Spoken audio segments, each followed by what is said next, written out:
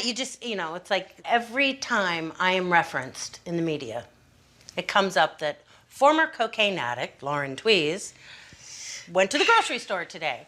And I am sure that the day I die, which I hope is in my hundreds sometimes, it'll say former cocaine addict Lauren Tewes, who played Julie McCoy on The Love Boat, died today. In the dazzling era of 1970s television, The Love Boat cruised into viewers' hearts with its irresistible mix of romance, comedy, and star-studded escapades. Steering the ship's social scene was the ever-enthusiastic cruise director Julie McCoy, played by Lauren Tewes. Yet beneath her radiant smile was a hidden battle with addiction, a journey of struggle and ultimate redemption that would not only shake the show's foundation, but also leave an indelible mark on television history. From breakthrough to breakdown. In the mid-1970s, a young actress from Trafford, Pennsylvania, was about to experience one of Hollywood's most dramatic rises to fame. Lauren Tewes, born Cynthia Lauren Tewes, had been pursuing her dream of acting since her high school days at Pioneer High School, where she won Best Actress awards for 3 consecutive years.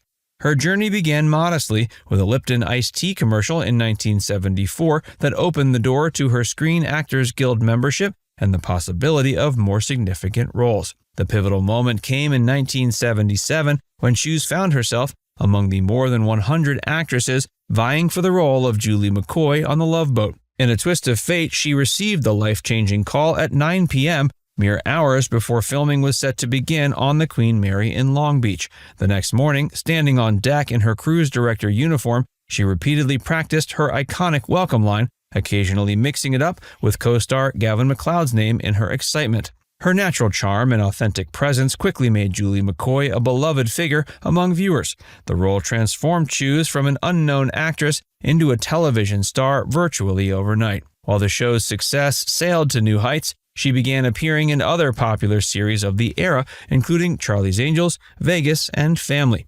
Her performance in Starsky and Hutch as Sharon Fremont, an assistant district attorney, caught the attention of influential producer Aaron Spelling. However, beneath the surface of this meteoric rise, pressures were mounting. The demanding schedule of a hit television show, the sudden thrust into the spotlight, and the intoxicating atmosphere of late 1970s Hollywood created a perfect storm of circumstances. The young actress found herself navigating not just the waters of newfound fame, but also the treacherous currents of Hollywood's party scene.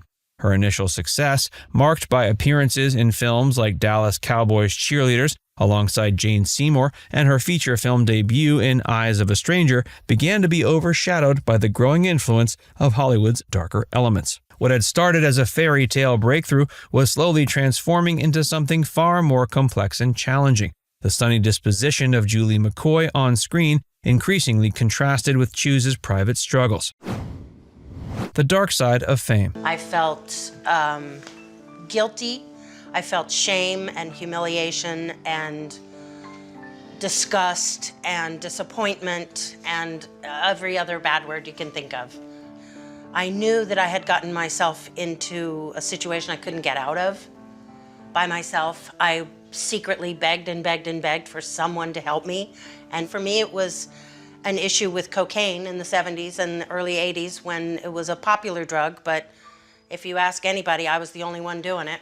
The glittering success of The Love Boat masked a growing darkness that threatened to engulf one of its brightest stars. As Lauren Tewes sailed through the show's golden years, the pressures of maintaining her picture-perfect image as Julie McCoy began taking their toll. The transition from relative obscurity to primetime television star brought with it an overwhelming wave of societal expectations, industry parties, and the unrelenting spotlight of public attention. Hollywood in the late 70s and early 80s existed in a bubble of excess where cocaine flowed freely through the industry gatherings and social events. For Tewes, the introduction to this world came shortly after landing her role on The Love Boat. What began as a seemingly harmless attempt to fit into the Hollywood social scene quickly evolved into a destructive pattern. The bright lights and late nights of Hollywood's elite circles proved a dangerous combination for the young actress who had risen to fame so suddenly. As her addiction deepened, the financial toll became staggering. Despite earning a substantial salary from her starring role, Tewes' finances began to crumble under the weight of her growing dependency. Her bank account, which should have been flush with earnings from one of television's most popular shows, instead emptied at an alarming rate. The contrast between her professional success and personal struggles grew starker with each passing season. The impact extended beyond her financial stability. Her first marriage to John Wassell, which had begun in 1977, the same year The Love Boat premiered, ended in divorce by 1982. The deterioration of her personal life paralleled the escalating battle with addiction, creating a devastating cycle that became increasingly difficult to hide from the cameras and her colleagues. Behind the scenes, her struggle began affecting her professional life. The sunny disposition that had made Julie McCoy such a beloved character became harder to maintain. The show's producers, operating in an era when addiction was viewed as a moral failing rather than a health crisis, watched with growing concern as their once reliable star became increasingly unpredictable. A system set for failure. The entertainment industry of the early 80s operated under a stark double standard that ultimately contributed to Lauren's downfall. While cocaine use permeated Hollywood's social fabric, from executive offices to studio lots, the industry maintained a peculiar selective blindness.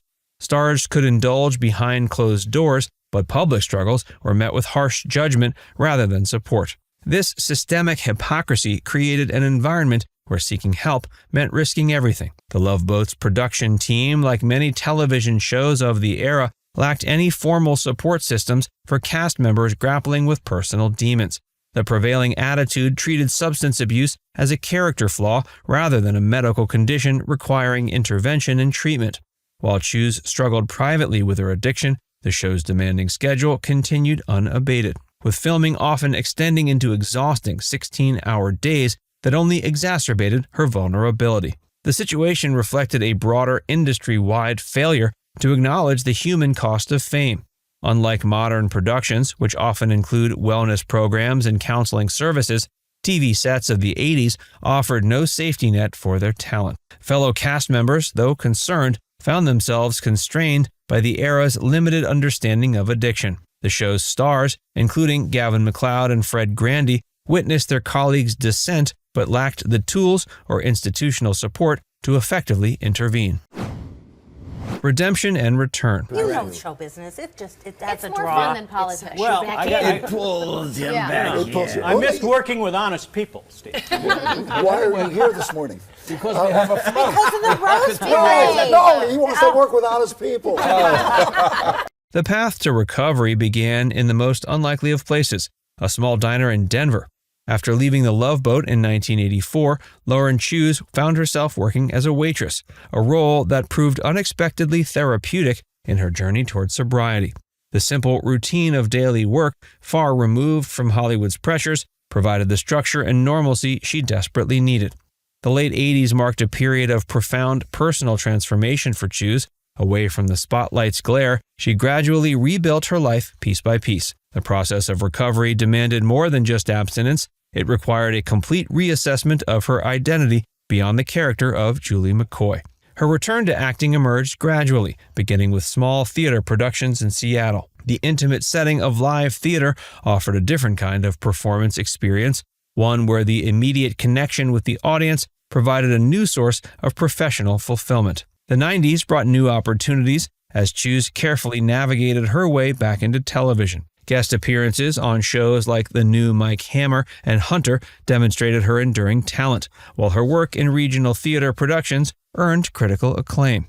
Perhaps most significantly, she found joy in sharing her story with others struggling with addiction. Her experiences became a powerful testament to the possibility of rebuilding a life after hitting bottom. By the early 2000s, she had achieved something remarkable: a sustainable career in entertainment on her own terms.